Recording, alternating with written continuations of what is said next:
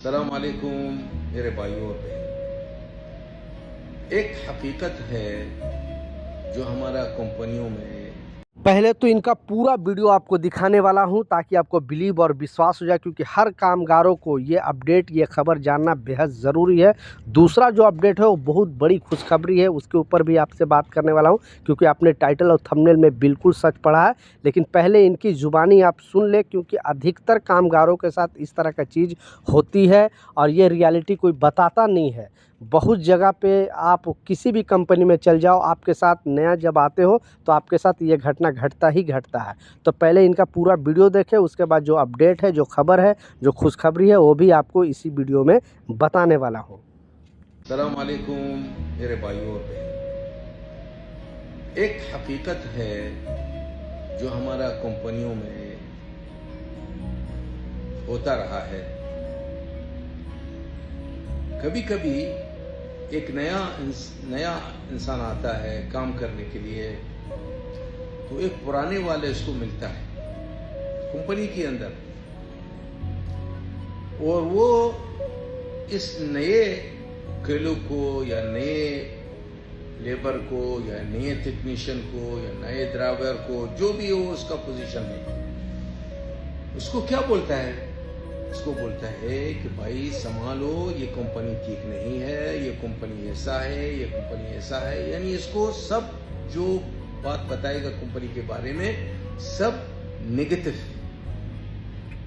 यानी कंपनी का बुराई करेगा वो। एक भी चीज कंपनी के बारे में अच्छाई नहीं बोलेगा।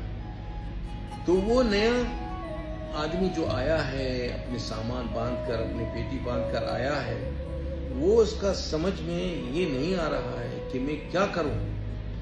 ये आदमी पुराना है, ये पुराना हमको ऐसा ऐसा बता रहा है कंपनी के बारे में, मैं क्या करूं अभी। एक सवाल करो अपने से, ये पुराना आदमी 10 साल या 15 साल कैसा गुजारा इस कंपनी के अंदर, कैसा उसने बर्दाश्त किया 15 साल, 10 साल, 7 साल इस कंपनी के अंदर। इसीलिए जब सवाल आएगा आपसे, आपके अंदर से सवाल आएगा ना, इसका जवाब भी आएगा कि ये आदमी सच बात नहीं बोल रहा है, ये आदमी मेरे को गुमराह कर रहा है। क्योंकि अगर ये कंपनी में कुछ अच्छा ही नहीं था तो ये भी काम नहीं करता था। ये अभी इतना काम किया है, अभी मैं जो नया आया हूं, मुझको बताने के लिए, मुझको एक एक्सपीरियंस देने के लिए, मुझको रास्ता दिखाने के लिए मुझको ये गुमराह कर रहा है कि मैं क्या करूं, कंपनी का साथ एक बंधन में न रहूं और कंपनी का साथ एक प्रॉब्लम पैदा करूं, और इसीलिए मेरा शुरुआत भी गलत हो जाएगा, नेगेटिव हो जाएगा, जैसे उसने मेरे को इंफॉर्मेशन दिया, और आपका और कंपनी का साथ हमेशा दरार पैदा हो जाएगा। इसीलिए मैं हमेशा अपने भाई लोगों को बता रहा हूं जो नए हैं, कभी भी एक आदमी से जो 15 साल, 7 साल, 5 साल है ना, नेगेटिव बात मत सुनो। बोलो आपको कुछ कहना है तो मुझे रास्ता दिखाओ, मुझे गुमराह मत करना। और कंपनी को आपको क्या चाहिए, आपका रिश्ता कंपनी का साथ एक कॉन्ट्रैक्ट का आपका और कंपनी का बीच में है। ये कॉन्ट्रैक्ट में क्या लिखा है? ये कॉन्ट्रैक्ट में लिखा है कि मेरे भाई आपका सैलरी इतना है, आपका बेसिक इतना है, आपका ये वो सब लिखा हुआ है। जब कंपनी आपको ये सब पूरा मुहैया करता है और आपके साथ अच्छे व्यवहार करता है, और आपको क्या चाहिए? ये हनीमून नहीं करने के लिए हम नहीं आया है, हम काम करने के लिए आए हैं। इसीलिए इन लोग से बचो मेरे भाई। और मैं पुराने लोगों से भी बता रहा हूं कि भाई ये आपका भाई है, ये अपना पेटी बांधकर एक ड्रीम, एक ख्वाब, एक सपना लेकर आया है। इसीलिए कभी भी इसको गुमराह मत करना, ये मेरा इल्तिजा है आपसे। बहुत बहुत शुक्रिया। अल्लाह ताला आप लोगों को सलामत रखे और खुश रखे। तो आपने सुना इनकी ज़ुबानी कि ये सब चीज़, ये जो रियलिटी है कोई बताता नहीं है, लेकिन ये रियलिटी है, ये हकीकत। आप किसी भी कंपनी में अगर आप जा रहे हो काम करने के लिए, तो वहाँ पे जो पुराने लोग बैठे होते हैं वो आपको भड़काने की कोशिश करेंगे। वो सोचेंगे कि आप यहाँ पे टिक नहीं पाए, यहाँ पे काम नहीं कर पाए, क्योंकि वो खुद 5-5 साल 10-10 साल से वहाँ पे पड़े होते हैं। जब उनसे पूछोगे कि आप क्यों नहीं गए, तो आप वो जवाब देंगे जस्ट ये मेरा वीज़ा ख़त्म होगा और मैं जाने वाला हूँ। तो कहने का मतलब है कि आप दूसरे के बातों पे नहीं विश्वास करना। आप जो ड्रीम लेकर आए हो, जो आप सपने लेकर आए हो, क्योंकि हर कामगार, हर जो यहाँ पे कामगार हैं, वो अपने कुछ ना कुछ ड्रीम लेकर आते हैं। किसी को बहन का शादी करना होता है, किसी को घर बनाना होता है, किसी को बच्चों को पढ़ाना होता है। हर आदमी को कुछ ना कुछ प्रॉब्लम है, इसलिए अपने फैमिली को छोड़कर यहाँ पे 2 पैसे कमाने आता है। तो स्टार्टिंग के दिनों में आपको बहुत लोग भड़काएंगे, बहुत लोग मतलब कुछ उल्टा सीधा बोलेंगे, कंपनी के बारे में नेगेटिविटी फैलाएंगे।